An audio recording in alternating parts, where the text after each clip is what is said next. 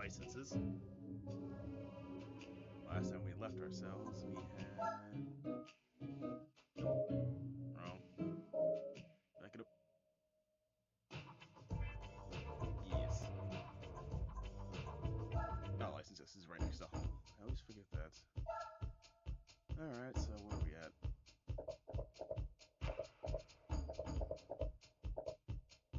The basics of cornering. I'm really trying to work my way through this, but that B5 is kicking my butt. I'll try to move it along. America, I'm Legia Miller. I have been struggling. Let me see.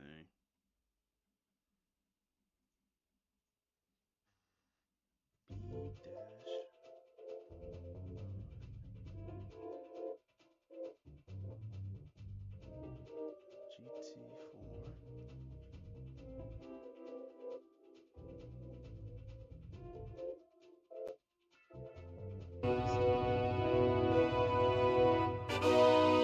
B6 will be no different than this will be done. Let's see what I have to say about this. B8 is going to test our slow in, fast out technique. Break it between the 50 board and the entrance to the turn. And when you're slow enough, get back on the power to hit a late apex, exiting as wide as possible to maximize your forward momentum. And staying in second gear here will actually maximize your speed more than upshifting to third. Alright, let's try it.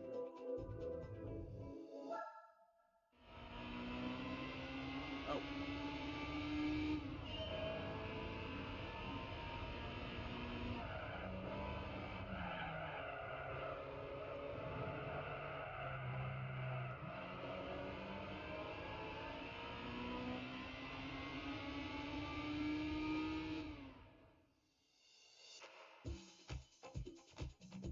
That was a little too fast. I didn't realize it was gonna be like jump right in. And staying in second gear here will actually maximize your speed as wide as possible to maximize your. B8 is going to test our slow in, fast out technique.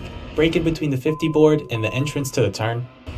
And when you're slow enough, get back on the power to hit a late apex, exiting as wide as possible to maximize your forward momentum. And staying in second gear here will actually maximize your speed more than upshifting to third.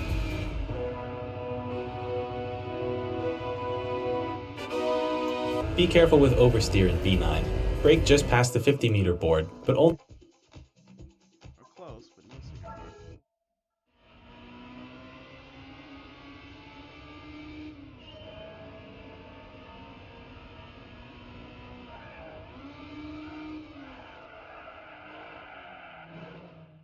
Damn. Because you're hurtling at this course.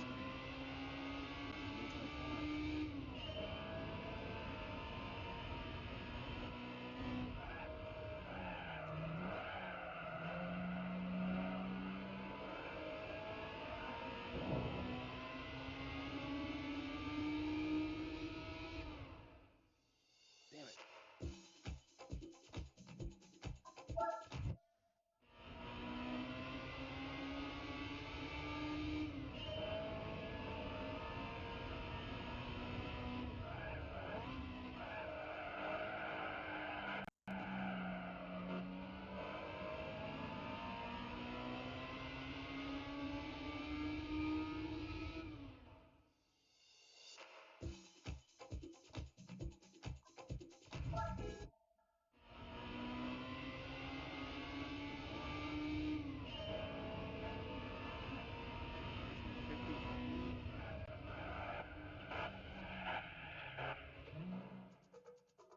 What the hell is he asking?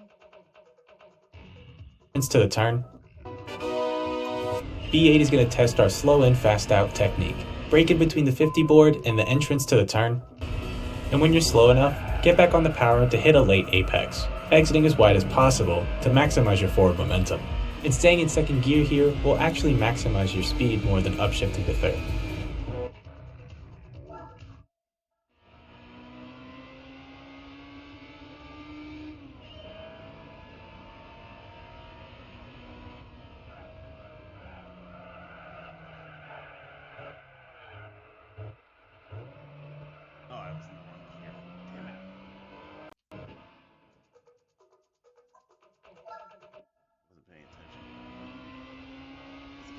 shifts.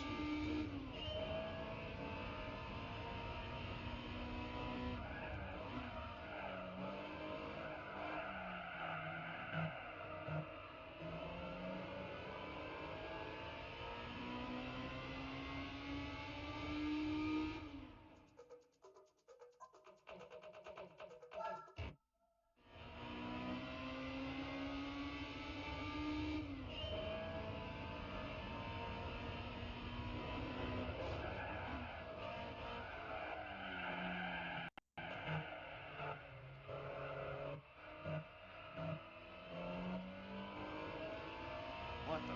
My audio's acting up now.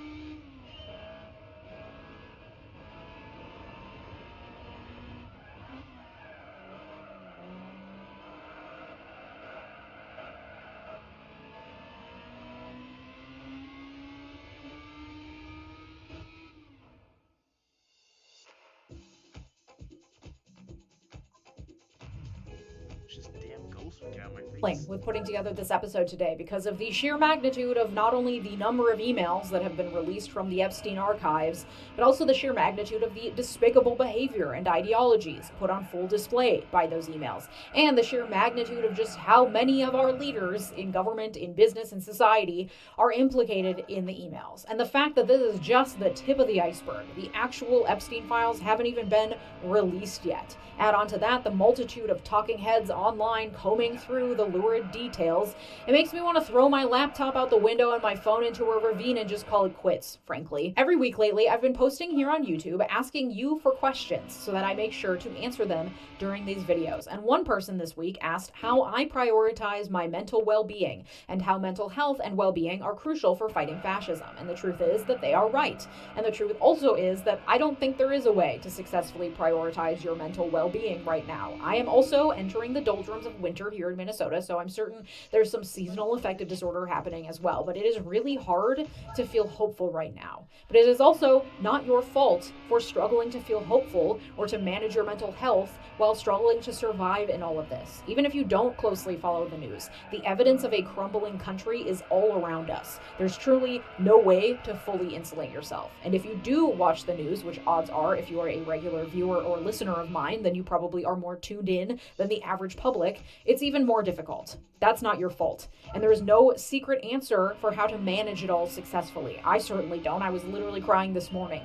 For a while, I was trying to do Friday videos as well as my Monday and Wednesday videos because there's just so much to cover. And last week, I finally decided that I simply cannot muster a third video every week. It feels like shit to step back from responsibilities, to admit I can't handle something, and to feel like actually right now I can't handle much at all. It's embarrassing, frankly. There is so much pressure to appear like I know what I'm talking about all the time, to be constantly plugged in, to have something new and insightful to say about every new piece of breaking news. Sometimes I don't have anything profound to say. Some days it feels like I'm just adding to the constant endless noise of the outrage machine online, and it feels so fucking futile. So I come on here and I try my best to provide information and value beyond just adding to the noise, but that can be a tall order some days, and today is one of those days. So I'm going to try to add nuance and to add my take, which will hopefully be useful, but please know that if you are struggling with your mental health right now, I am right there with you, and it's not your fault. There isn't something wrong with you for not being able to handle the complete societal upheaval that Trump has created in just 11 months,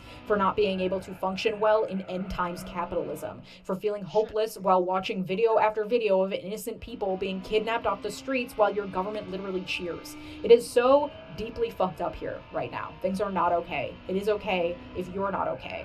And this is why I always preach about having a community right now, because there is power in having a shoulder to cry on. There's courage in reaching out to someone to say, hey, I'm not okay, can we talk? Or even just sit together for a bit. There's also power in being mad as hell about all of it. There is also no way to tastefully segue to a message about the sponsor of today's video because we live in a dystopic timeline. So thank you for your patience and grace as I make sure the lights stay on. But for better or for worse, I have also been turning to the sweet, sweet embrace of comfort food over the last couple weeks. So even though everything feels really, really bad, there is one thing that is still really good, especially going into this holiday season: bread. I'm really thrilled to say that my partner on today's video is Wild Grain, the first bake from frozen subscription box for sourdough breads, artisanal pastries, you heard that right, free croissants for life if you use my link below along with my code LEGIA30. Honestly, you're welcome. Thanks, Wild Grain. Because I've been struggling so much, and I know so many other people have as well, it makes the latest revelations in the Epstein case all the more vile and infuriating. While we're all out here struggling, while the wealth gap grows ever wider, these people, mostly men, with all the power and all the money, they weren't content to simply exploit people for their labor and exploit our democracy for their benefit by buying out our politicians or literally becoming our politicians. They couldn't stop there.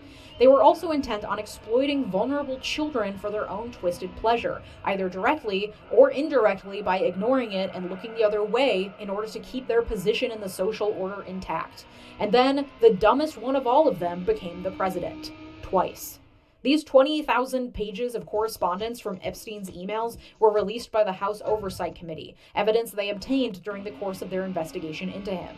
It's truly a mess. PDFs, screenshots of emails, spreadsheets, all poorly labeled and hard to read. And these aren't even the Epstein files. The trove of documentation that's still under seal is likely so huge, heinous, disorganized, convoluted, redundant, while also being deeply horrific in its contents, that these 20,000 pages are truly just a taste of what's to come, if the full documentation ever comes to light. We'll get into what happens next, but if you're interested in searching through the documents, Courier has created a helpful searchable database of the documents. I've linked it in the sources, which can always be found in the description below. Reading through these documents and thinking about these files and what they say about very powerful people in our society brought me back to some important lessons I learned early in my legal career. It also got me thinking about Hannah Arendt's theory on the banality of evil. Banal meaning boring, lacking in originality.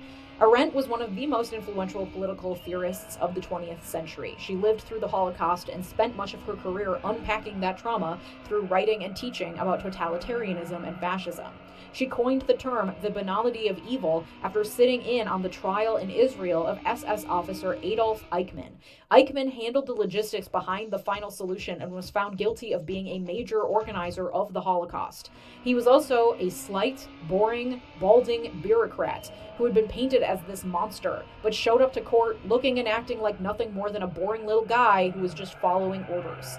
Of course, he was undoubtedly evil, but he didn't present as the monster that he had been painted as, and that the public would presume him to be given his horrific crimes against humanity. Before I had ever heard of Arendt's banality of evil line, I had experienced it myself early in my legal career, specifically during a very brief stint as an intern at the U.S. Attorney's Office in Boston, working for assistant U.S. attorneys by mostly sifting through a lot of very boring documents that looked a lot like those Epstein files to find evidence of very heinous crimes. There was the perpetrator of a major Ponzi scheme, whose primary target was elderly people who he convinced to invest their entire life savings with him, promising major returns, but in the end leaving most of them completely destitute, preying on the elderly. But sifting through his emails revealed a very boring man who mostly sent very boring emails about the logistics of his various investments, received a lot of spam emails, and occasionally sent very boomer-coded memes and political cartoons via email to his business contacts and golf buddies. There was the child predator, emailing with his friend who was still in jail about planning a trip to Eastern Europe to find young girls, but also about his job search, his loneliness, and his annoying neighbors. Then there was the sentencing of a man convicted of numerous crimes. Ahead of attending his hearing, I read the indictment against him and sifted through some of the evidence. He was convicted of numerous computer-based crimes. He had called in several bomb threats repeatedly to schools across Massachusetts, causing some schools to close down multiple times over the course of the previous school year, disrupting the lives and educations of literally hundreds of school children. But that was just a passing phase.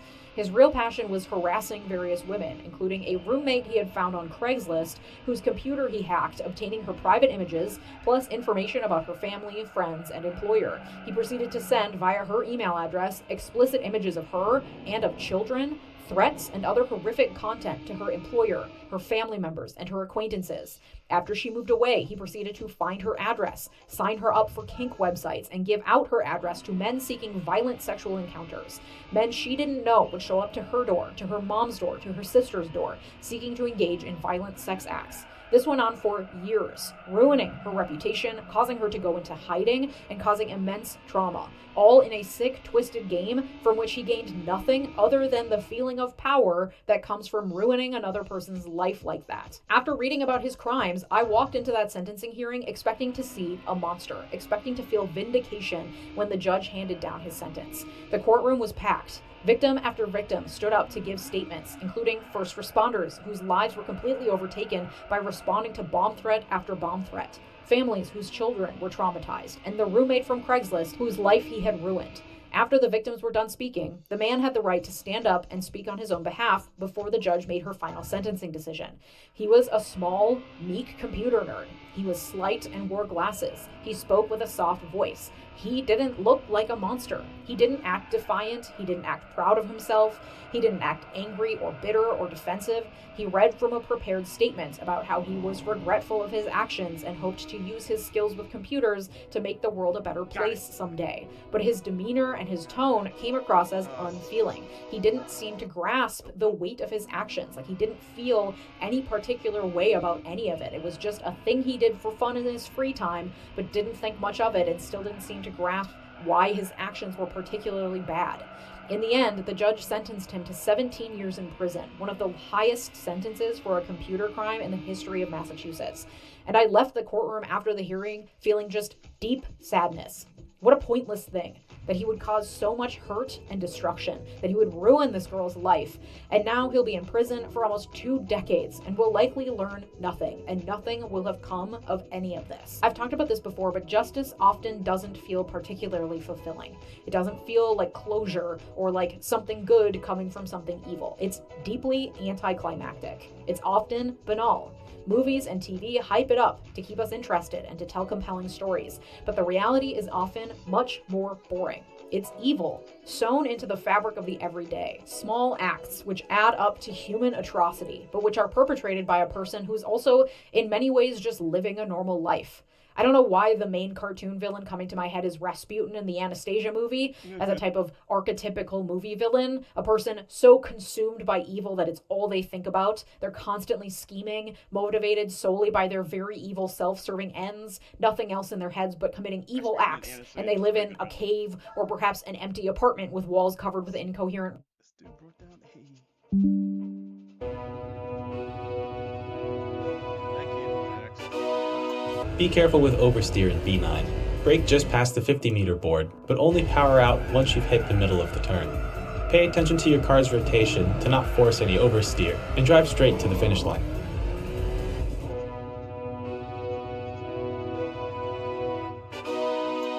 B10 is going to continue the same technique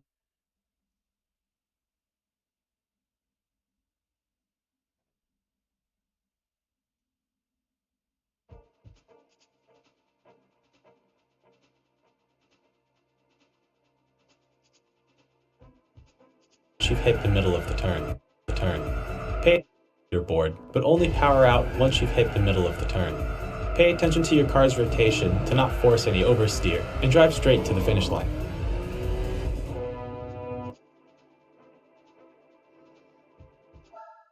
Alright, let's see.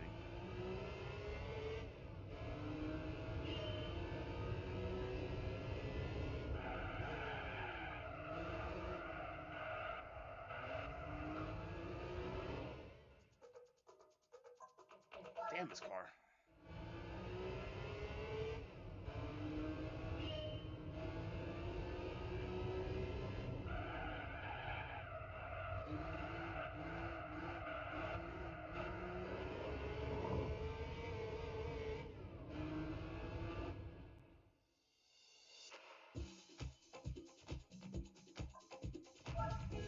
BMW. It's a handful. I can feel it.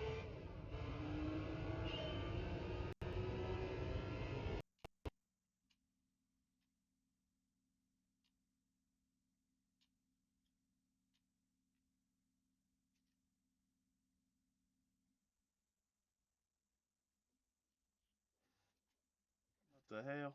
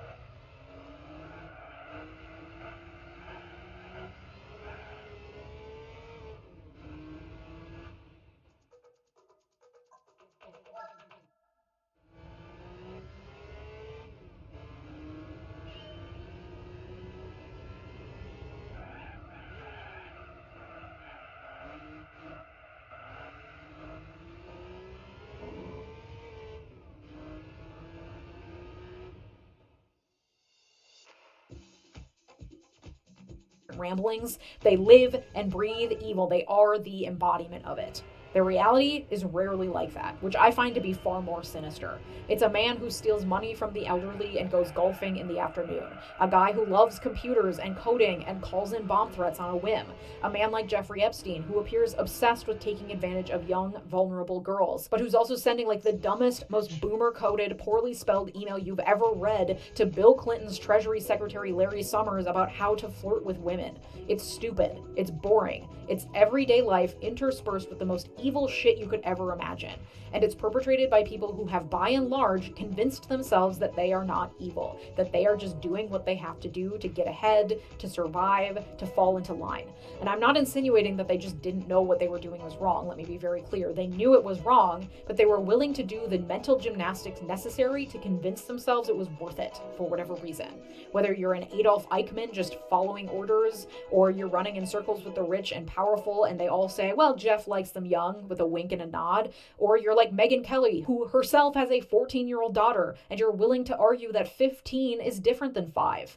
Evil often intertwines itself with self-preservation, insecurity, ego, greed, and the banality of everyday life. So you have people not completely obsessed with being evil, like the Rasputin in a cartoon movie, but instead just living their lives convinced that they did what they had to do, or what they did wasn't that bad, or that what they did is permissible because other people are doing it. Jeffrey Epstein wasn't conniving in his lair. He was sending stupid emails and knew how to somehow say the right things to make powerful people comfortable enough in his presence that they figured they could get away with saying the horrible shit that was percolating in their brains. It's like some white people who think they can just say racist shit to you because you're also white, and like, it's fine, it's just our little secret, it's no big deal. Things become permissive. They start to slide. People with a lot of money and influence and power see other people in their orbit doing horrible shit, and they realize they can also do horrible shit, and they're among friends, so no one will find out, and actually maybe this is fine and normal. And so the numerous children embroiled in Jeffrey Epstein's crimes have their lives ruined forever, and there is no real justice that will undo that or provide them with closure. Epstein is an easy scapegoat because in his death, we can make documentaries about him that paint him as this evil Rasputin figure, close to the powerful, completely consumed with evil. But his crimes were the result of a system already set up that gives powerful people the leeway to do evil shit and pass it off as ordinary, or hide it behind tall hedges on their private islands, because the rules don't apply to them like they do to the rest of us. They know that. It's easy to yell and scream and say, wow, they really think the rules don't apply to them. How awful. They will get their just desserts. But they won't. They won't, because the problem with law and courts is that they don't do a great job with connecting dots. The thing with the banality of evil is that it also means that there is rarely a smoking gun. Sometimes there is, and perhaps buried within the Epstein files, there is a smoking gun on Trump, an email where he explicitly acknowledges an illegal act, video from Epstein's security cameras, something to implicate Trump. But even that would be met with every denial in the book. It's doctored. It's taken out of context. You can't prove I sent that email. Someone stole my email address. That's not what I meant. That's not me in that video. That girl was 18. It's not that big of a deal.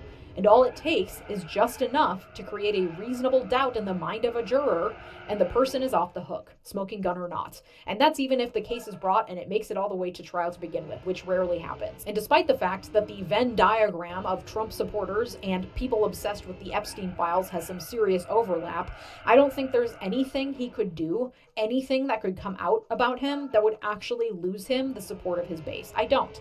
We've had smoking guns on him. He declared a love of grabbing women by the pussy. He was found liable for sexual assault multiple times. He's a literal convicted felon. It doesn't matter.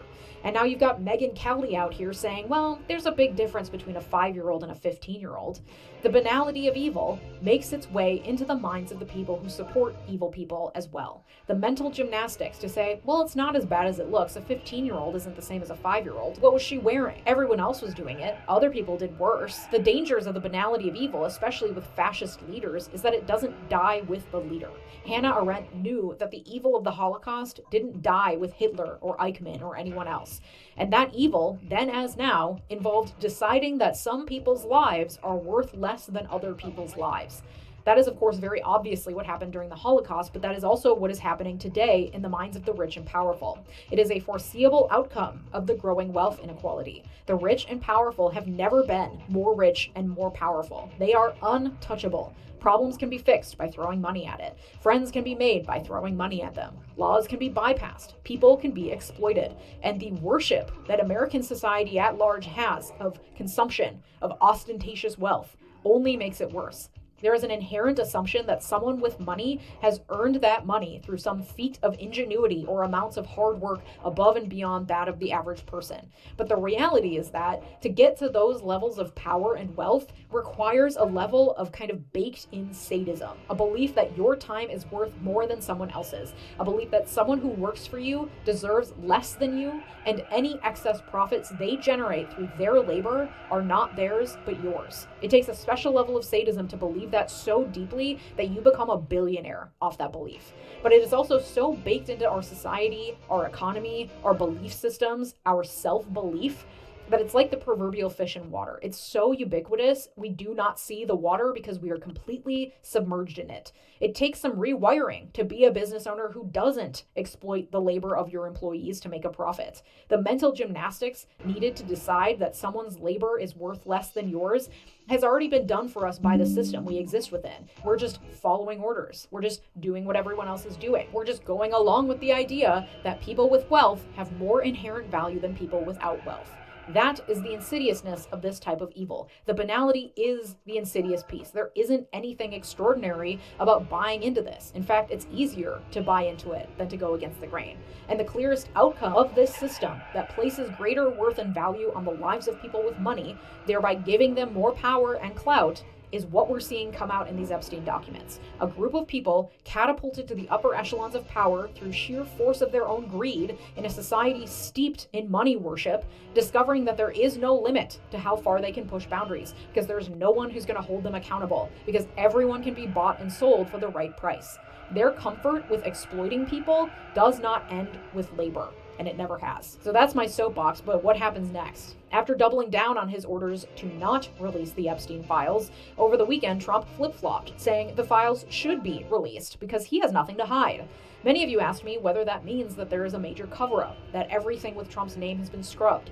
Now, anything I say about this is going to be speculation at best, of course, but we've already heard rumors from earlier this year that Pam Bondi was ordering a team of FBI agents to comb through the Epstein files to find mentions of Trump.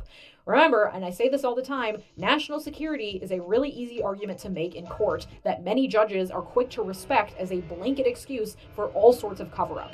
And I don't think this is going to be any different. Given the power of the names that have been implicated in just the file dump so far, it's not a stretch to assume that if the DOJ releases the full trove of documents, that there will be heavy redactions, especially of Trump's name.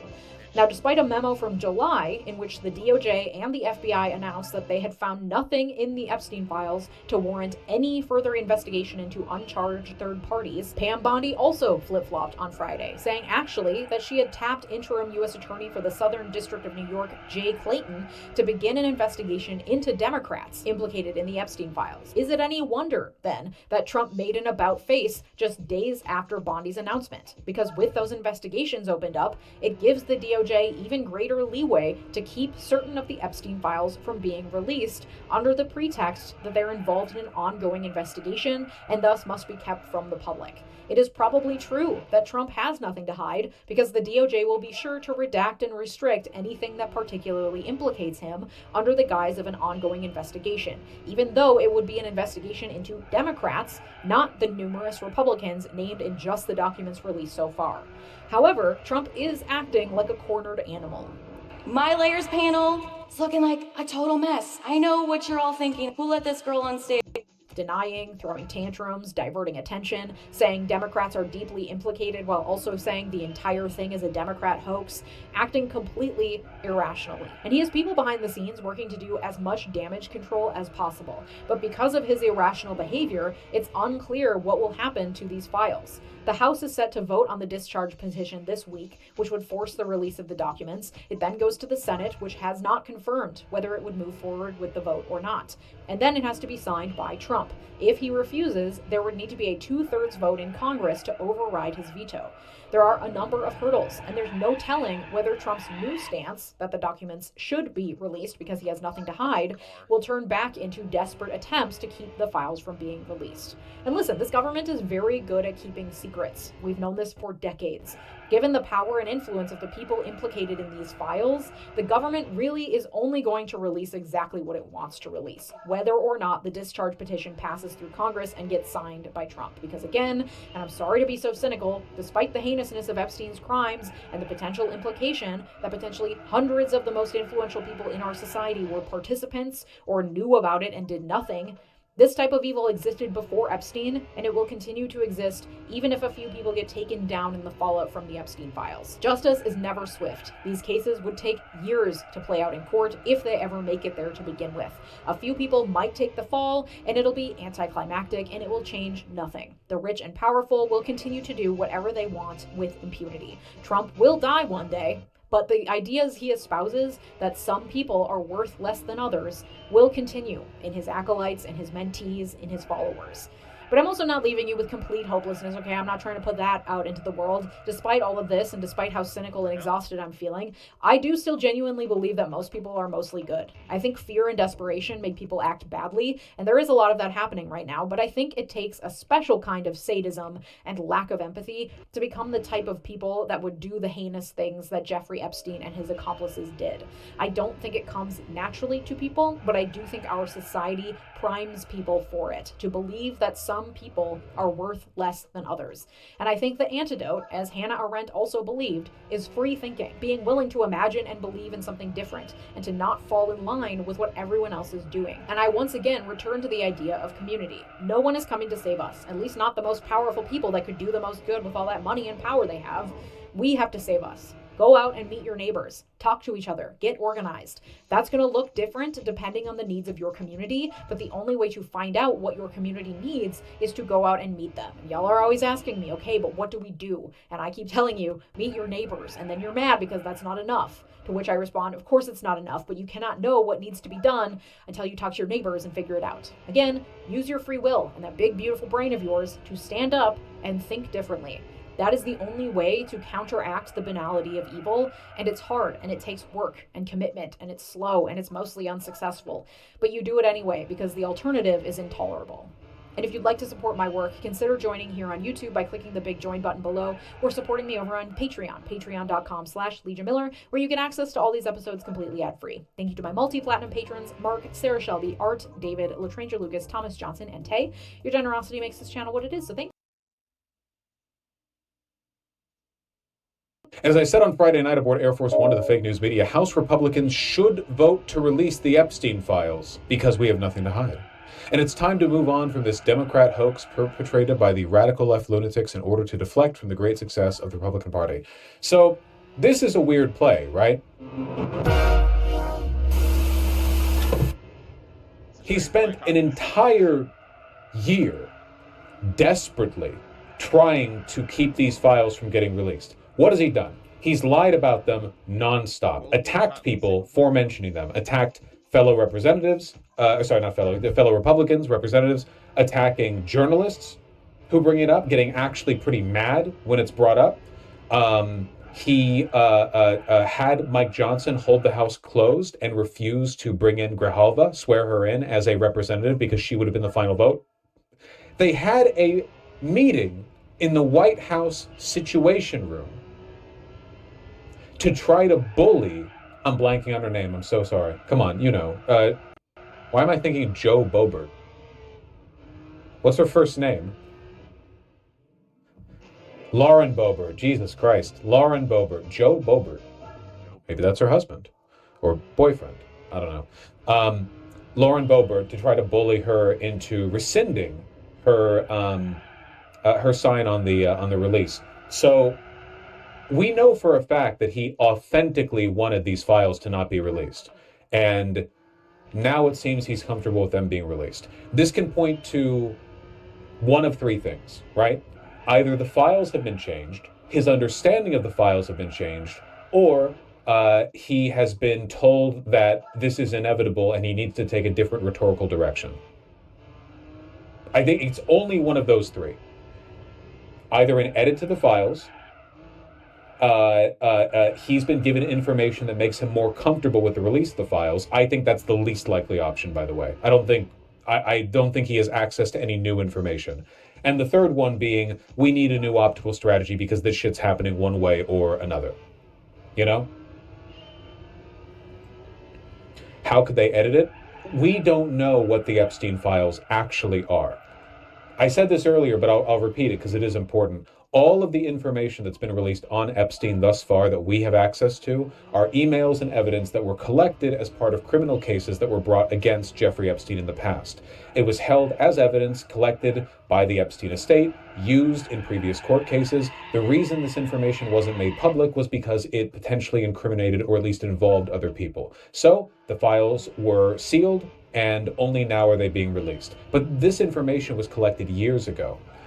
As to what the Epstein files actually are, in all likelihood, if there are Epstein files, I mean, like if there is a distinct collection of information that people refer to as the Epstein files, it's probably evidence that was collected from Epstein's estates post-mortem. After his death, after all, he died in prison, right? He was of interest to the courts. The FBI probably swept over. There's no way that the FBI was not collecting evidence from a guy with that many skeletons in his closet, you know? Can you imagine they just leave Little St. James like that? You know? Like, they're just like, we're not going to touch it. Just leave all that shit, all the recordings, everything there. Probably not, no. They swept it up. You know, they got what they could. They put it in a big bag, and it's sitting somewhere in Fort Knox. I don't know. That's my guess on what the Epstein files are, in which case they would almost certainly implicate Trump. Bloomberg says that 1,000 FBI agents redacted names on 100,000 files. Is this about the Epstein files? Or is this about the emails that have been held by the Epstein estate? Because people have used these terms interchangeably, or they've referred to them interchangeably, and I don't know what they mean exactly.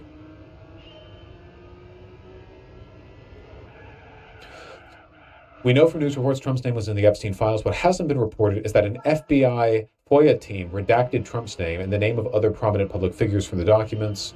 If this was done by the FBI, they're probably referring to the actual files and not the emails, because the emails that were released by the House Oversight Committee were held by the Epstein estate, not by the FBI. So if they actually went through the documents and did all these redactions, that's not going to make Trump look good when they're released, right? Like, if they go ahead and release this and all the names are fucking redacted, people are just going to say every single redacted name is Trump. Okay, here, I want to clarify what exactly they mean when they say Trump's name was blacked out. Mountain of material accumulated by the FBI over nearly 2 decades, including grand jury testimony, prosecutors' case files, as well as tens of thousands of pages of the Bureau's own investigative files on Epstein. Over 1,000 FBI agents, 100,000 documents, they censored Trump's name. Okay. I do not know what files they're referring to here. I don't know if they're referring to files that were obtained pre or post Epstein's death. I have no clue. Do you think they could just omit entire pages? Sure. There are many ways they could fuck with the release of these files, but I don't think it would go over well for them. Because any edits they make, any alterations, any redactions, whatever, are only going to fuel further conspiracy. You know? I came from YouTube chat. I'm at work. I think you're wrong. Don't get fired now. Near the same time he asked Bondi to open an investigation into Bill Clinton and Epstein's relationship, they're going to redact all the files that are a part of this active investigation in order to cover Trump or any other powerful person that wants not to be named. I think that if that is the play they attempt to make, it will not work even a little bit. That's so transparent. Again, this isn't about getting Trump arrested. It's about PR. Nothing is going to lead to Trump being arrested. They could release a 4K video of him fucking a toddler. It wouldn't make a difference. He's the president. The law is broken. He's not getting arrested. Okay? This is all about PR. So if they release the files and Trump goes, oh yeah, sorry, we couldn't release all of them because we're investigating the Democrat, like it's just going to continue the conspiracy, right? You know what I'm talking about?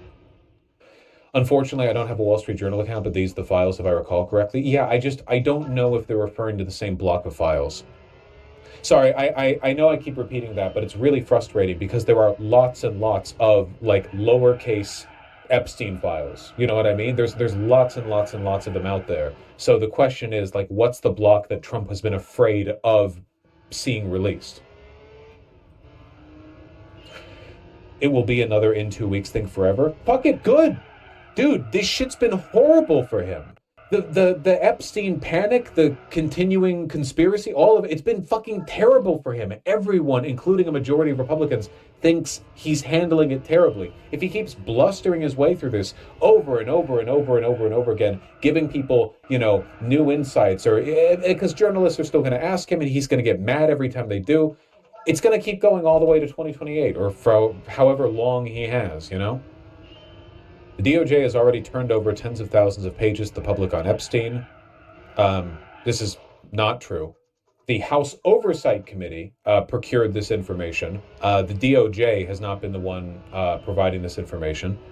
The only thing the DOJ has provided has been like a bunch of highly censored documents, the uncensored versions of which were already released. All I do care about is that Republicans get back on the point, which is the economy, affordability, our victory on reducing inflation from the highest level. This, to me, is the evidence that Trump doesn't have any big turnabout with these files, and he's really just hoping that he can stall everyone out, You release the files partially, you release them with censorship, with edits, you omit some documents, and then you go, come on, you're still talking about it when I'm right in the middle of delivering my big affordability agenda?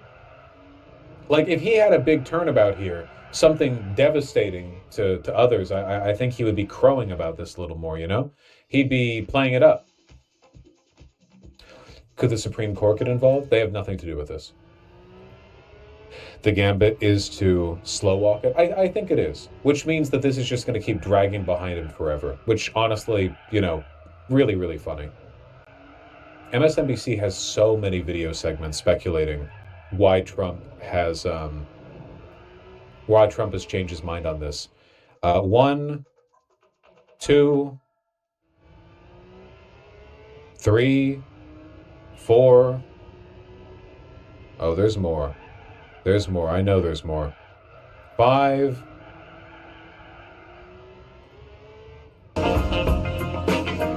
20 past the hour. We're going to get to the latest on the Epstein files right now. But first, just to put a pin in the conversation we were just having, we had the reporter on from the New York Times a while back.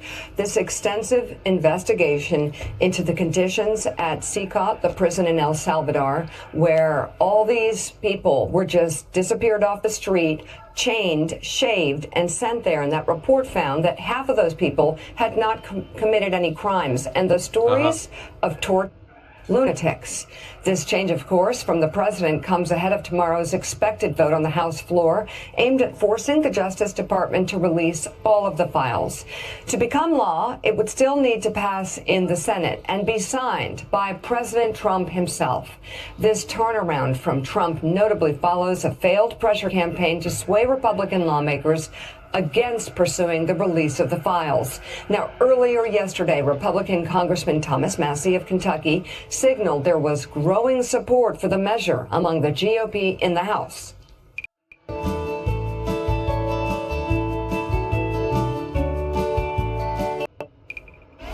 I think we could have a deluge of Republicans. There could be 100 or more. I'm hoping to get a veto. The other big possibility, really, is that Trump has basically been informed that this is inevitable. But hey, King, you've gotten over other stuff, right? Like, you've managed to survive plenty of other political scandals. Maybe by changing his mind on this, he's trying to push back a little bit against the overwhelming tide of Republicans that are going to vote in favor of it, hopefully, ideally. Like, he's trying to survive, he's trying to roll with the wave rather than make it like a big hill to die on. Veto-proof majority on the vote tomorrow. This legislation when it comes up for a vote. I am winning this week with Ro Khanna. We're forcing this vote, and it's going to happen. I would remind my Republican colleagues who are deciding how to vote, Donald Trump can protect you in red districts right now by giving you an endorsement, but in 2030, he's not going to be the president, and you will have voted to protect pedophiles if you don't vote to release these files, and the president can't protect you then. This vote, the record of this vote, will last longer than Donald Trump's presidency. And there's no way Republicans could have voted no on this. There's so many Republicans that would have found themselves on the wrong side of their MAGA base, let alone everybody else. And, you know, we said last week, everybody that was saying, oh, this is dead in the Senate. Really? Now, if you're up for election in 2026, Donald Trump had to know they're not going to want to vote against this. Like, are they really going to cover up releasing files about a predator? This was not President Trump having a change of heart because he thinks differently. This was him facing political reality. He was going to lose. He was going to get rolled on this, and we were hearing over the weekend. Has that happened? Not this term. This term? No. This will be the first time there's an act of defiance. And let's remember, last week the White House and the president himself tried furiously to change. Will Fetterman vote against it? There's a very real chance that he does. Because of, I don't know, fucking Israel or something. Change the minds of the 4 Republican voters they knew were going to vote yes to release this, who did last week. Marjorie Taylor Greene, Laura Boebert, and the rest, including Congressman Massey there. They were unsuccessful. And they then recognized that over the weekend it was picking up steam. And I think the congressman is right. That this was going to be a deluge. Now that the yes was going to happen, all these Republicans suddenly had the freedom to also jump on board, vote yes. And Trump was going to look really weak, beaten by his own party like this. So that's why the sudden about-face last night after his return from Mar-a-Lago this weekend. And Jim Van Hy, this follows up on what you wrote about yesterday, and that is this MAGA split. And the fact that it's quite significant, whether you're talking about the Epstein files, whether you're talking about Gaza, whether you're talking about, again, really surprisingly last week, Donald Trump saying, yeah, we need foreign workers. We got to have foreign workers. I mean, the split was wide and growing. And then, of course, the Tucker Carlson dust up, also splitting the MAGA movement in half. Yeah, I mean, 6 months ago, if you thought about MAGA, it was by far and away the most ascendant, powerful part of the media ecosystem. And it really is a metastasizing hot mess right now. Almost all the leading figures. It can never, ever, ever work in the long run because you cannot simultaneously govern, but also lead this movement of retards around with the jangling keys. You can't do both. You can't orifarm for anti-empirical populists while also running a government. It's just not possible. The things you need to do to run the government and get the good outcomes that people are looking for are the exact opposite. You can't have both. Even if from the corpse of the MAGA movement, a new double MAGA movement emerges where they say that, Trump was Jewish and we need Nick Fuentes as president or whatever, the same thing would happen. It would happen right over again. In MAGA that have big followings on YouTube, podcasts, online, are at war with each other. They're at war over things like anti-Semitism, nativism, misogynism, racism. They're trying to play out their rivalries in public. They're trying to bury their enemies within MAGA. And you're starting to see real substantive splits with Donald Trump. And where this matters, it really is over America First purity. There are a lot of activists who love Donald Trump who think it's crazy that we spend this much time bombing ships on the shores of Venezuela when you have prices going up for working class Americans. And remember, Trump won as the champion of the working class. The truth is he's a creature of the upperest of the upper class, right? He loves to hang out with moguls and rich people and CEOs and gild the office and take his golden bar from the Swiss as they try to get their tariffs lowered. And this is starting to cause real angst. And it might not topple Trump. The split started back with Jan 6. Arguably, Charlottesville is the true origin. I think Charlottesville is actually a pretty good point to trace it to, because Charlottesville was like the line between regular Republicans and the freaks who are like, yes, finally, Trump's in power, white power, yeah. And Trump responded by half and halving it. He didn't decisively favor the Nazis there, but he also didn't really condemn them, which means that this Frankenstein movement continued. Regular conservatives who are racist and so on, sure, but for the most part, they just want the country to operate well, good jobs, economy, whatever, and the freaks who are out here exclusively to see minorities suffer. And because he was unable to make a choice there or to stamp down on the Charlottesville Nazis, they've persisted. And they continue to persist because they're his loudest loyalists. They're his sycophants. And now we've reached a point where you've run out of regular Republicans. There are no longer any regular people in government. In the cabinet, none were appointed. And in Congress, they've all been basically bullied into being these like vice signaling freaks, because otherwise they'd be, targeted by Trump on social media. They'd lose their seat in re-election. That's all they've got. The Epstein thing, it's one of the, how could you possibly be against voting for it, right? Like sometimes these things you can squint and you can understand both sides. On this one, you can't. You're going to be for pedophiles and anti-sex trafficking and sexual exploitation of women and young women. That's kind of a nutty place to be in American politics or morally. I mean, look at these 4 bullet points right here, Jonathan Lemire. If you get, let's find the 2 most MAGA-ish people out there, Marjorie Taylor Greene and Steve Bannon. Every one of these things, they want the Epstein files released. They have said it from the very beginning. Bannon and Marjorie Taylor Greene has said, no, we need Americans filling high-skilled foreign worker jobs. This is what Steve Bannon went to war with Elon Musk about months ago. Donald Trump now is taking the anti-MAGA position on that, threatening military interventions in Venezuela and now Nigeria. People's heads have to be spinning. The whole Fortress America, America first, after, of course, everything that's happened with Israel in Gaza. And then wait, Nigeria? Yes, Trump threatened to invade Nigeria or whatever. It lasted for like 2 days because he got shown a video. That was it. Denying that there's an affordability crisis, which is hitting a lot of people in red state America the hardest. Yeah, this is the first moment where it feels like Republicans, and particularly those in the MAGA movement, are starting to look past Donald Trump. They're trying to say, like, okay, what's next? Yeah. What comes next? Who is going to be the heir to this obviously extraordinarily powerful political base here? That, like, we're seeing some jockeying. What does MAGA really mean? And you're right. There's the Marjorie Taylor Greene and Steve Bannon side. We see J.D. Vance trying to quietly make some moves as well. We have others who are trying to come on the other side of it. Like, the Republicans are starting to look at each other and say, this is going to be a little different. How do we embrace it? And right now, we keep saying the first 6, 7, 8 months of the president's term, Republicans largely in lockstep. But here, because he has gone against sort of the MAGA creed in many ways, we're seeing some in the Republican Party feel like I have a little freedom to disagree. Right. And so far, they haven't really paid a price. Well, you look at Thomas Massey, he hasn't paid a price. We'll see what happens with Marjorie Taylor Greene. I doubt she'll pay a price. I mean, there's always the argument, if you go after Republican presidents from the right, you're safe. Here, these people that are going after Donald Trump are going after him, from the more MAGA-ish base. Right. It's not like they're saying, hey, you should actually pay attention to what Jesus says on immigration. No, they're not doing that. They're saying release the Epstein files and stop talking about going to war in Venezuela or Nigeria.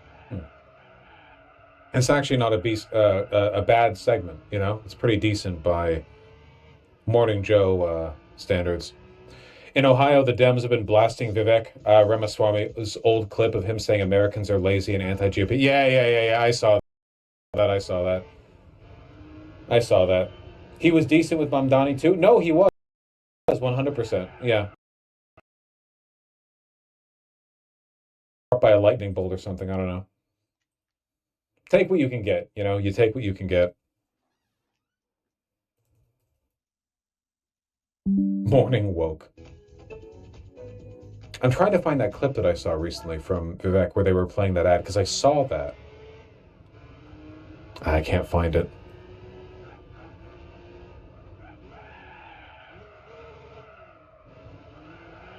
No, I can't find it. I'm not going to find it either. No shot.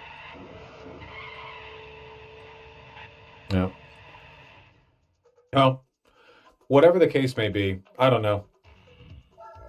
The best case scenario for us is that Trump has no real plan. No one around Trump has any real plan.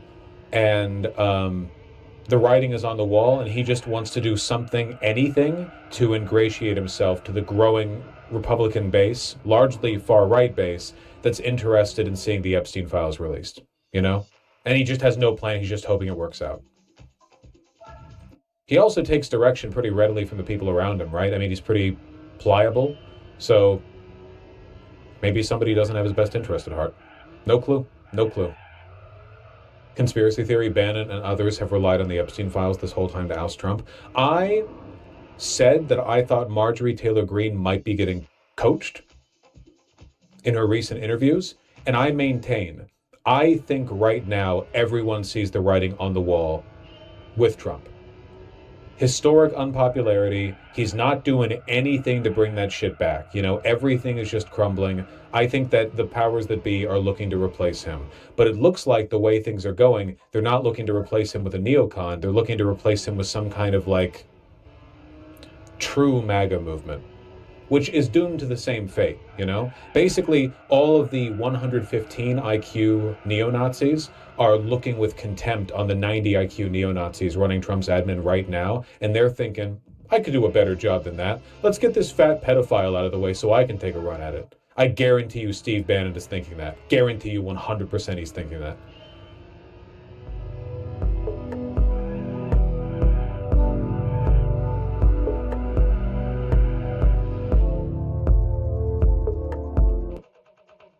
Our pop culture has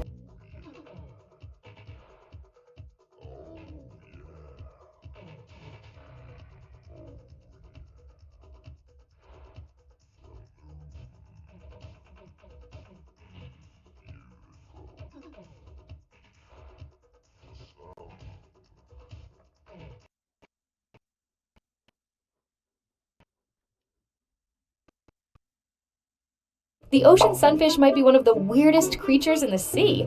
It's massive, yet so useless in the eyes of fishermen that they often throw it back without a second thought. Some say these fish can actually feel sadness.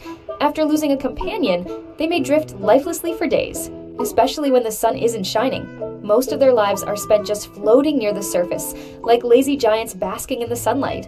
They barely swim, rarely hunt, and often just drift with their mouths open, hoping something edible will float in. Their brain weighs only about 4 grams, which might explain a lot.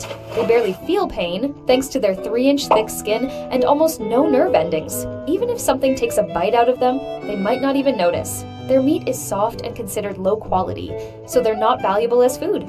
In the end, the sunfish simply drifts through life, slow, passive, and strangely content. Like it's not even aware of how out of place it is in the world. This giant creature lives as if it has all the time in the world.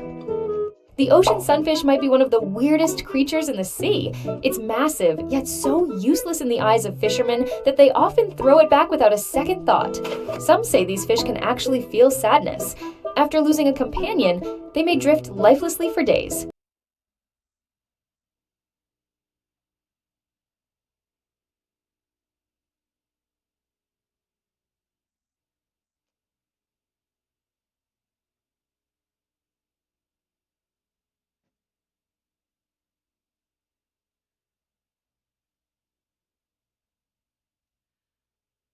Price is wrong, bitch.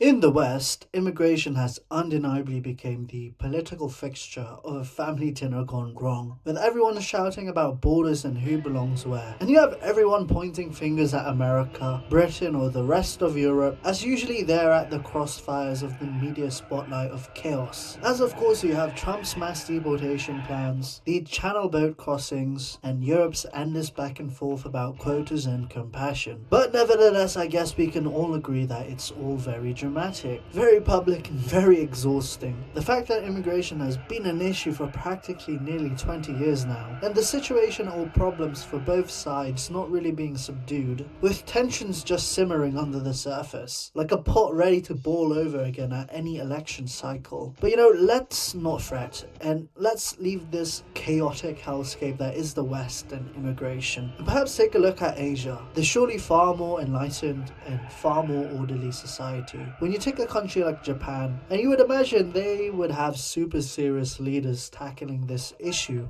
Especially when you compare how immigration is treated in Asia versus in the West. For example, you can even take a look at how South Koreans took matters into their own hands with dealing with the infamous streamer Johnny Somali, or even how the Philippine police locked up Vitaly straight away after his antics when he landed in their country. And see, in the West, of course immigration gets shouted about, whereas as you would assume in Asia, it's handled very, I guess, quietly and politely and bureaucratically. You wouldn't see screaming mobs on CNN. You'll just see entire communities vanish from city districts, or rules rewritten overnight, or foreign workers politely escorted home. Immigration in Asia is just never perceived as being loud or having any interesting tidbits behind it. Rather, it's just surgical, and it's often just justified as keeping the harmony of the society. But there's no better place to look at than Japan. The country everyone thinks is the blueprint for order, discipline, and quiet competence. The one place where people bow before crossing the street, where crime's so low it's almost fictional,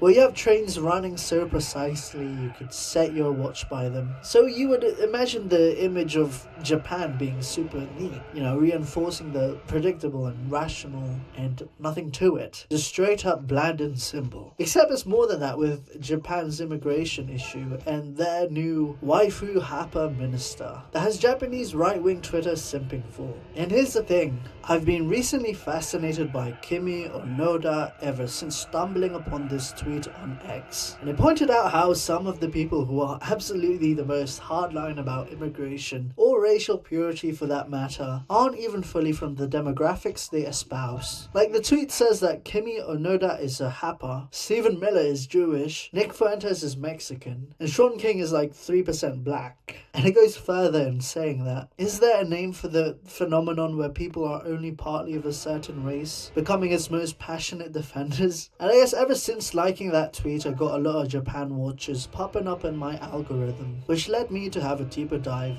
on Kimi. And yeah, she has a legit wilder background and approach to immigration that makes the Western stuff look downright mild by comparison. And this is honestly lost on the average person in the US, as long as you don't translate the stuff said about her and her wild instances. So this video will take a deeper dive on about the crazy stuff I found about the new Japanese minister and her wild background. So let's get this out of the way and set some context. Japan's immigration system is notoriously strict, and everyone knows that one weeb friend who swears they're moving to Japan, only to get crushed by the visa process or the cold shoulder that comes after. Even the ones who make it, learn the language and follow the rules and work hard, eventually hit a wall. The wall is that the Japanese will probably never accept them. Getting an apartment in Japan is a nightmare. Half of the landlords won't rent to foreigners, and local city social circles are even harder to break into. And what this ends up with, you'll be, tolerated but not included, and you're more likely to be treated as like a passing curiosity at a cultural zoo than an actual neighbor. And even if you scroll Reddit threads on English teachers filling school gaps and tech engineers propping up the economy, and then when you have the second you try to settle in and blend in or bring new ideas, you hit that invisible barrier, and then comes the polite version of exile: a bow, a smile, and silence. So because right now Japan's immigration policy is being spearheaded by someone who looks like the country's PR dream of diversity. Kimi Onoda, a half Japanese, half Irish, a Chicago-born woman. And you would think that background would of course scream a new Japan, a modern half-Western global Japan, ready to open up its doors, a nation finally ready to integrate outsiders. Except of course it's the exact opposite.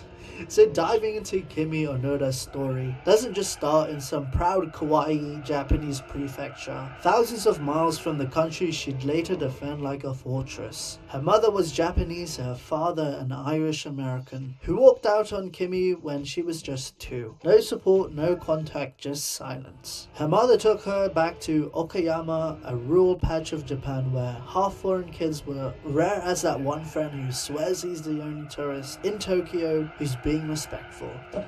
Look at this tourist. He's just so disrespectful standing there like a dumb gaijin. I would never be like that. Oi, maebuki gaijin. Oh, thank you so much. Don't arigato. So Japan's new enforcer of national purity, the woman who now defines who counts as Japanese enough, actually grew up as a hafu, half Japanese child with a foreign birthplace and a broken family. You'd think that kind of background would breed some empathy perhaps. Someone who knows what it feels between worlds. But nah, Onoda went the other way. She didn't lean into the half identity at all. From her remarks, she's basically erased it all, insisting she's 100% Japanese, full stop. And you even have this situation when another mixed race politician, Renho, complained that Japan's dual citizen debate carried racist undertones. And you have Kimi snapping back. She even accused Renho of creating conflict between those with foreign blood and those without. Basically translating into stop playing the victim. She even made her position brutally clear. Being mixed doesn't make you special, she says. It just means that dear old Kimi will have to work twice as hard to prove she belongs. And from what I've researched, she's been proving it her entire career. In 2017, after years of whispers that she still held American citizenship, Onoda didn't just quietly fix the paperwork. No, she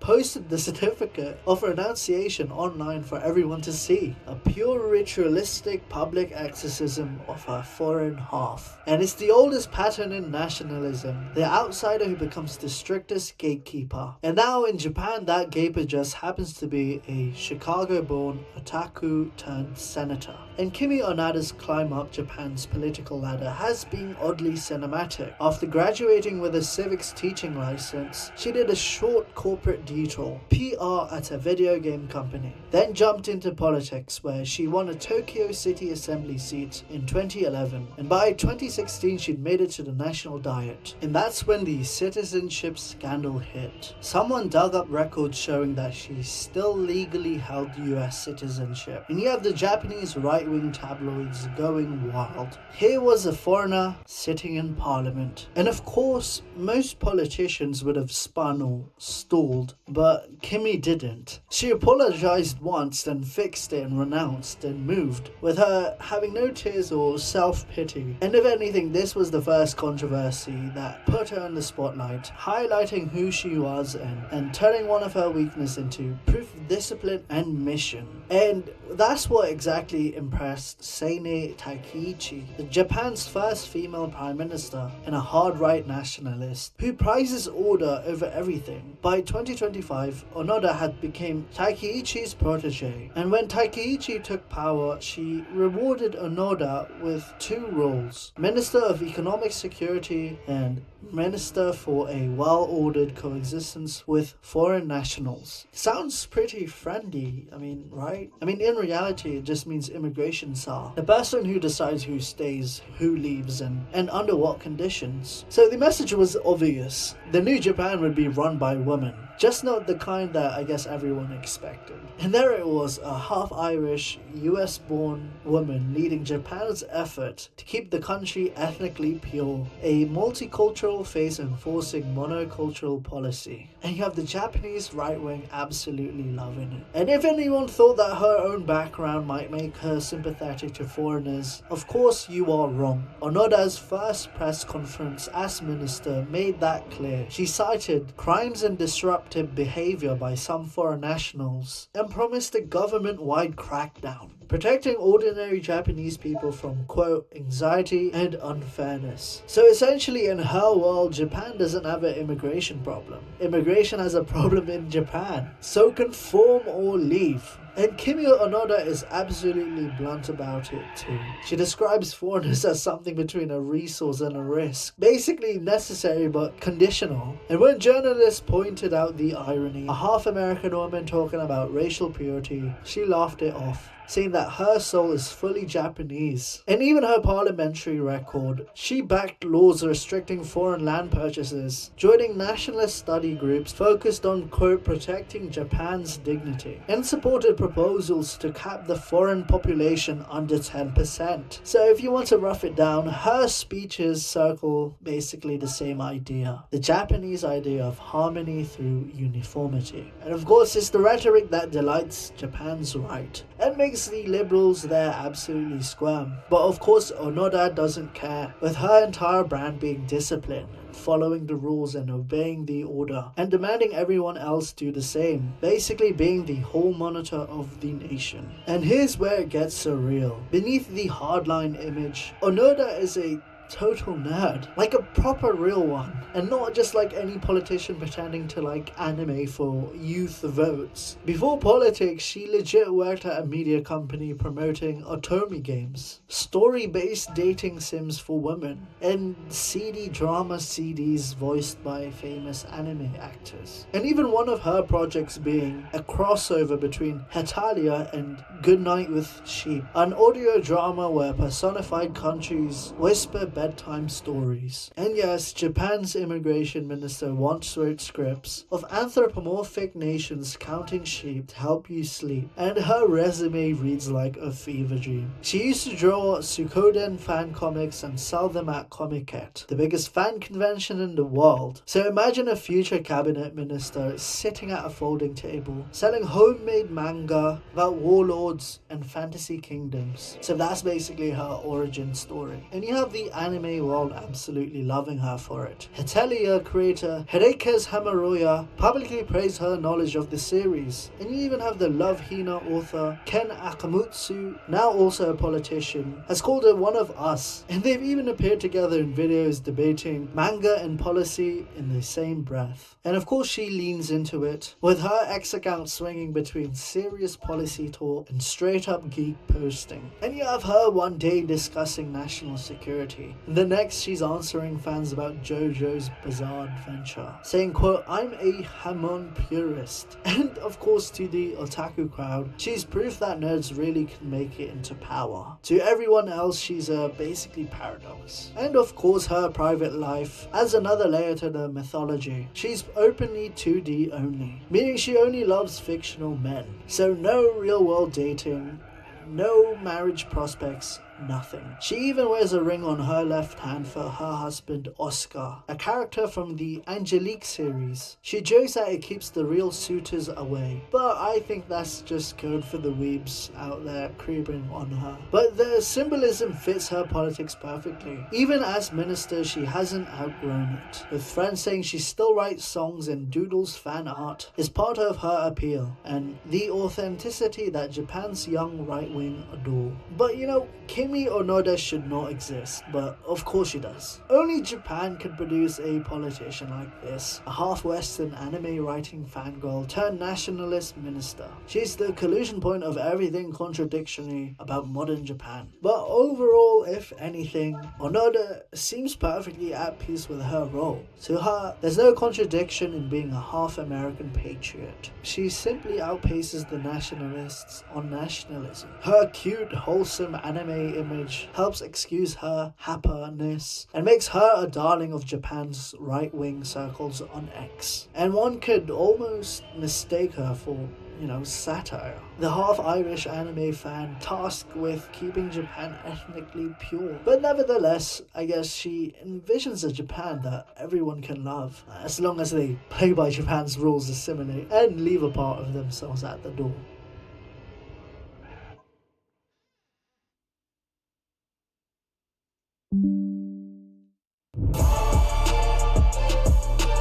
In Mari City,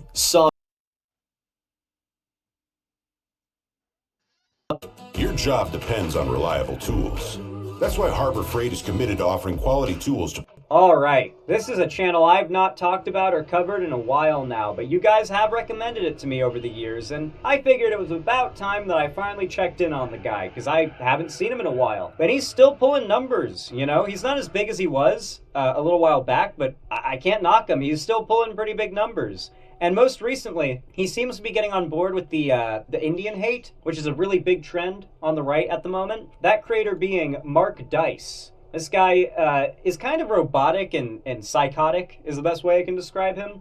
Last time I covered him, I just remember him giving me this really weird, off-putting vibe. I don't know whether or not I'll get that again here, but we'll just have to watch and find out, I guess. He put out a new video a day ago called The Jig Is Up, India, H-1B Visa Scheme Exposed. Yeah, this small IN text is, it's like a dog whistle being used by a lot of, racists in videos that are meant to be, racist rambles about Indian people. So when you see that little symbol and it's not a video about traveling to India or something, then it's probably some racist dog whistle shit. Keep that in mind. What's up, Nock? Good to see you. So let's go ahead and check out this video. What is he talking about here? I'm gonna guess this has a lot to do with being upset that Trump plans to not cancel the H-1B visa program and came out and just overtly said that Americans aren't talented enough to fill these job positions and we do need foreign workers to fill those job positions if they're going to be done well. Not a good look for the right. Anyway, if you end up liking this video, leave a like, leave a hype, comment, and subscribe. Let's get right into it, though. President Trump's bizarre interview with Laura Ingraham this week, where he said that we need to allow 600,000 Chinese students to come to America and go to American universities, otherwise many of them will go bankrupt.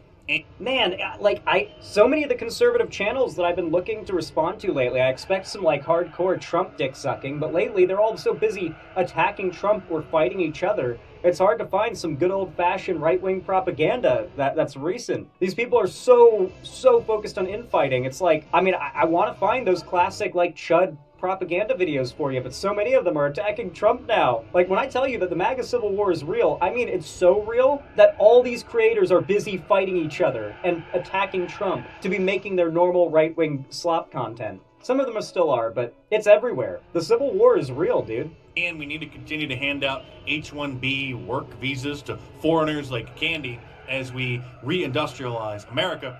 It opened a much-needed conversation that He's so robotic. Yeah, I'm not the only one who picks up on this, right? He's got this very robotic tone. Like, I think it's because his tone doesn't change at all. He doesn't make his voice go up or down even a little bit. It's completely flat. I'm Indian. Well, I pop memes that you'll probably enjoy this stream because I have been getting a lot more into going after this trend of Indian hate that's been getting big online lately. And I don't think the left is paying enough attention, so I will. Many on the right, the gatekeepers in conservative Inc. and the mainstream conservative media, didn't want to have about the legal immigration problem and the H-1B. So here we are, 8 years later. We go from, we love legal immigrants, you can come into the country, you just got to do it legally, Now all of a sudden it's memes making fun of the idea that it's okay for immigration to happen as long as they do it legally. Wild how absolutely blatant they are about what their true intentions were this whole time. The work visa loophole. So let's have that conversation. People are starting to notice something very strange about the H-1B foreign work visas, like the fact that the overwhelming majority of them go to people from India. 71%. What is the population of India? What is the population of China? Are we really struggling here? Are we really struggling here? What's the population of the Philippines? Do you know what these three countries have in common? Immense populations. Massive populations.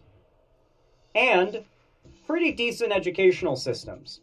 A lot of really good doctors and smart people come out of India. Same goes for China. And the fact that they have so many fucking people means, of course, we're getting a lot of people from the literal top 2 most populous countries on the planet. And I'm not wrong about that, right?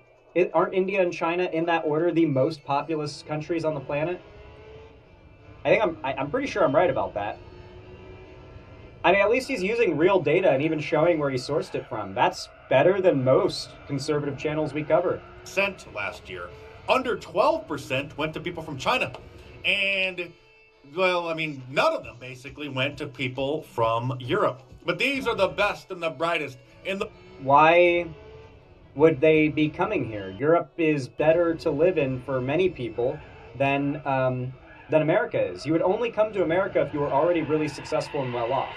America is the best place in the world to be if you're a rich person. But if you're like a working class person, you would much rather be in Europe. You have in a lot of cases, you'd have your health care paid for. You have better quality of life, better food standards, pretty much across the board. As a working class person, you're probably going to be happier in a European country compared to America. But as a rich person, there's nowhere you'd rather want to be than America. America is a consumer economy. If you want to be consumerist with your massive wealth and you want to be in America, if you want to be able to pay out of pocket for the best healthcare on the planet, then you want to be in America. But you can only afford these privileges if you're rich. So obviously, working class Europeans aren't coming over here in great numbers. Also, European countries are generally not as populous as India and China and the Philippines. Oh, we get a lot of immigration from Canada. What do you mean, no European countries? If what you mean by that is white countries founded primarily by WASPs in their founding days, then why doesn't Canada count? The whole world, according to Elon Musk and Vivek Ramaswamy, who need to come here. We need them for their expertise. There we go. We got the Tyler Oliveira video. So obviously we all know, no matter how much the Tyler Oliveira fans try to claim it wasn't for that purpose, this video was going to be used to push Indian hate. Now, for those who don't know, this is a festival that has been nicknamed in English the Cow Dung Festival. And this is not a thing that India does, quote unquote. This is a hyper niche, specific to one small town event that is genuinely considered by most of India to be gross, backwoods, and weird. in the same way that, like, the cow shit throwing festivals that we have in, like, the Midwest and the American South are very localized, specific, like, part of America things, and most of America who live in cities and urban environments would see videos of that and be like, what are these weirdo Americans doing? This is a very local, rural event that most of the country looks down on, to be honest. It's in that way a lot like mudding, for example, in America. Just one of those, like, it's like Indian redneck activity is what you're seeing right now. But it's being played off as, by particularly Tyler Oliveira, as this being India's cow poop festival. It is literal cherry picking. It is massive cherry picking. And you can literally look at, like, forums of Indian people in India talking about this, and they're like, I can't believe this. This is literally as if somebody went to, like, some bumpkin event in America and tried to pass off the entire country as being that way, when you damn well know most of the country finds this weird. Here's some of them now, celebrating Diwali. Also, I just want to say, it's called Diwali. Apparently, by the way, like, Tyler Oliveira didn't wear shoes for this. Judge this as much as you want. Judge the people here as much as you want. Tyler Oliveira chose to wear head to neck a whole suit and no shoes. Just saying. Famous poop throwing festival. It's long overdue for this scam. It is not a famous poop throwing festival. It is an event held with less than 10,000 attendants in a town with less than 40,000 people in, like, a very rural part, or less than 20,000 people in a very rural part of India, a country with a population in the billions. To end for many Over reasons. $1 billion. And stay tuned, because you're going to see the tremendous pushback now coming from several members of Congress who are introducing legislation in order to... The dichotomy of fascism, by the way, this is not Diwali Lama. Okay, is that just him calling it that? Okay, I shouldn't have taken his word for it. He's just calling it something. Okay. Anyway, one thing I want to point out is the blatant hypocrisy in their characterization of Indians, because simultaneously they want to fearmonger about Indians coming here to take high-end, high-paying, high-skill tech jobs because they're so smart and they're so much more qualified, but at the same time, they play in poop and they're primitive and lesser. They're simultaneously lesser in the most lesser ways, but also greater in the most fundamental ways of intelligence that makes them a threat when it comes to job security. I am going to go out on a limb here and say you can't have it both ways. Pick a hatred. They say pick a struggle, pick a point at which to hate Indians from, and stick with it, okay? just stop all H-1B visas from being issued. Again, they claim that it's the best and the brightest, that we need their expertise. Diwali is about lighting candles to symbolize the triumph of good over evil. Yeah, okay, can I show you guys what the majority of festivals in India actually look like? Because, like, what you just saw was really gross and not even close to representative of what I'm talking about. When I think, like, festival in India, I'm sure this is also somewhat local, but I know for a fact that this is really popular. This is what a festival in India looks like. If you're not seeing a million colors, then it's not actually a famous nationwide Indian festival. That's a pretty good rule of thumb.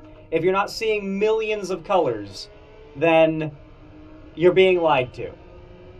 This is an actual festival, and this is what it actually looks like. And you're going to see a lot of colors. Yeah, this is a festival people actually know. Like, Pokemon Go has this as an event, like, in-game. I know because I did the event, where whenever you click on a Pokestop and spin it, you get a little, like, poof of different colored, like, powder. You also got the petals. A lot of petals. Flower petals. Yellow, orange, red, white. Those are the big colors that you're going to see a lot of. Damn, she's pretty. Anyway. I like her nose ring. It's very ornate. Why can't we have non-woke, non-gross festivals like the Japanese Penis Festival? God. Very good. Very good, my friend. Very good. Anyway, that's an actual representation of a festival like that. You know, the whole idea that India has a national famous poop festival, complete lie. Tyler Oliveira knew what he was doing, and he had to go deep diving to find out about that poop festival. Like, he had to go deep to find out about that shit. There's no way he stumbled across that on his like casual vacation to India. But we pay them much less than American workers. It's a known secret. It's an open secret, not even a secret anymore, that this is a legal loophole to import foreigners who will work longer hours for far less money than Americans.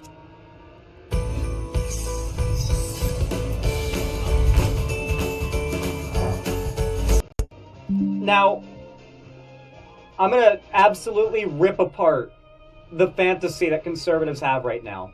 Conservatives live in a fantasy world where pay directly correlates with demand for a job position to be filled, when oftentimes that's not really the case in reality.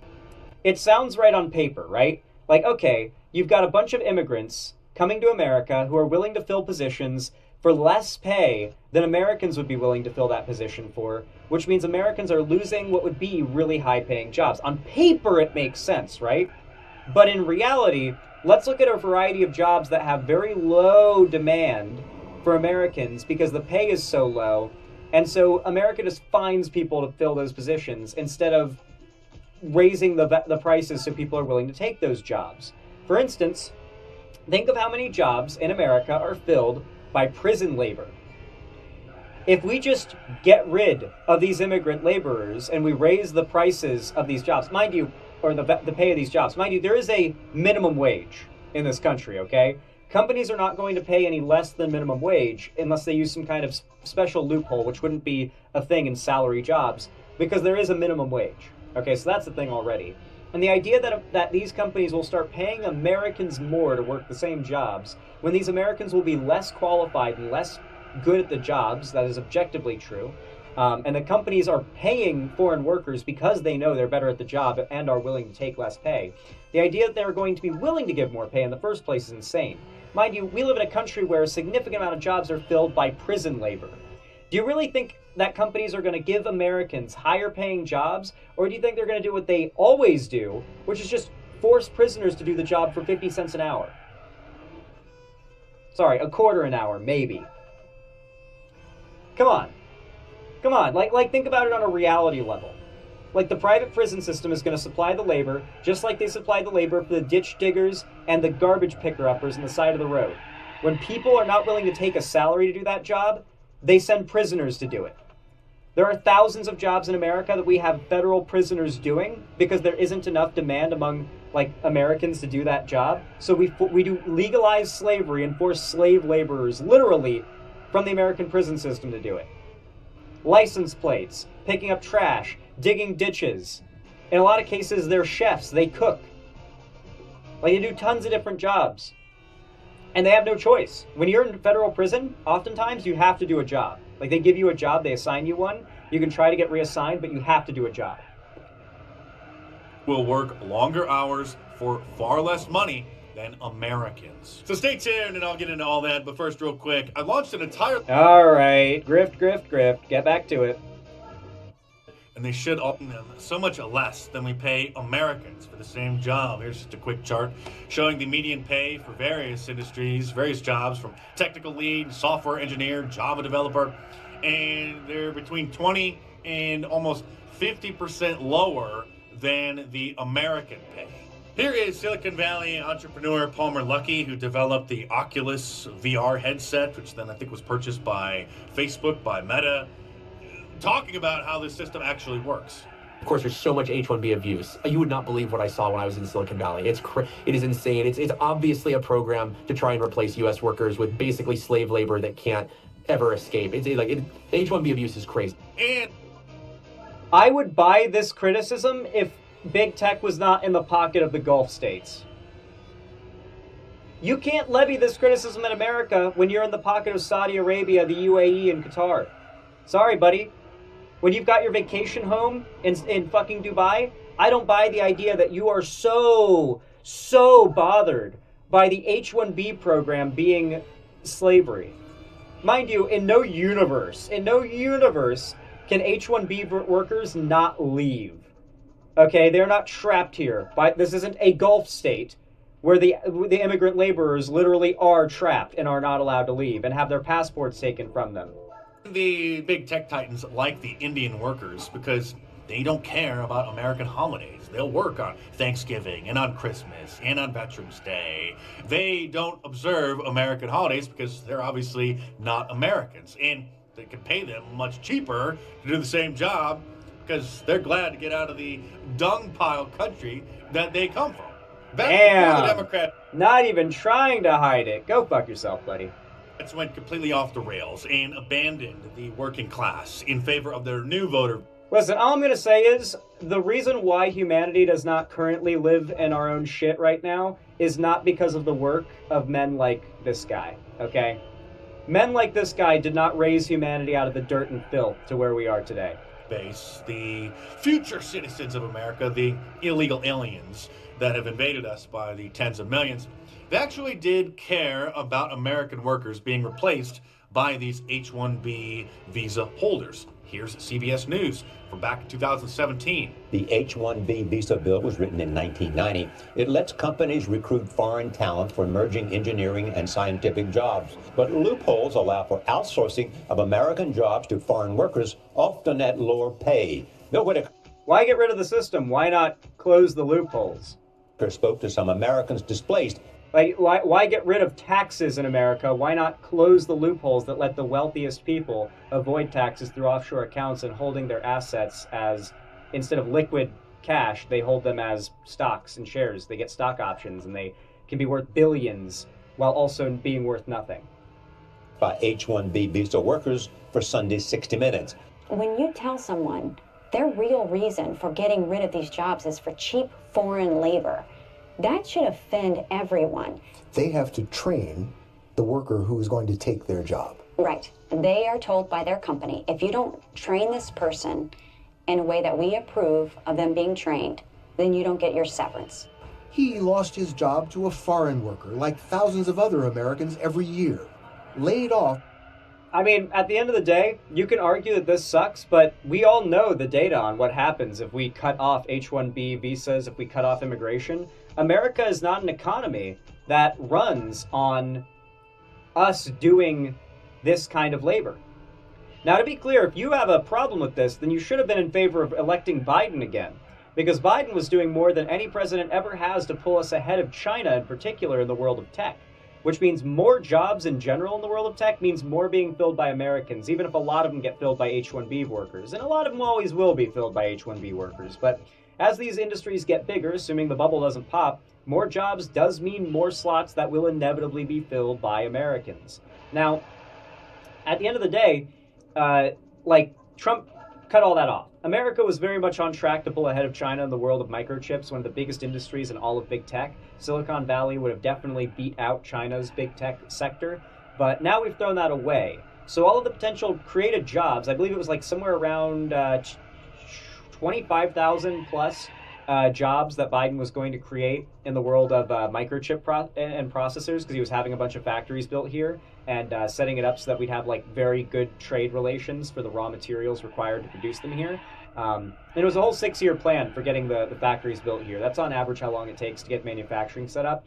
So that's the big problem, is that America's not a manufacturing country. We are a country that consumes things at the end of the day. And that is our economy. And when people consume things, there has to be workers that provide the thing to be consumed. So the vast majority of jobs and labor in this country for Americans are service work. Anything from being a firefighter to being a bartender or a cashier. There are millions upon millions upon millions of these job positions in this country because so many people in this country buy things. So the way we make our money, the jobs we work in this country, are sitting behind a desk selling things more often than not. That is most jobs in America. We work jobs where we sit behind a counter and sell things, not where we sit in an assembly line and make things. And we could become that economy again if we really focused on it from a policy perspective. Trump does not know how to do that and is not fit to do so. He doesn't know how to leverage tariffs surgically to pull us ahead in certain sectors like Biden did. All he's going to do is crash our economy, which I don't think I even need to tell you that anymore. I mean, come on. because of a program that allows companies to replace employees with foreign labor. But before leaving, they often are asked to train their replacements. So sorry, Grandpa, if this is where you're going to drive the Trump train, then we're going to have to take the keys and we'll drive it from here. Do you understand? Even the boomer viewers over at Fox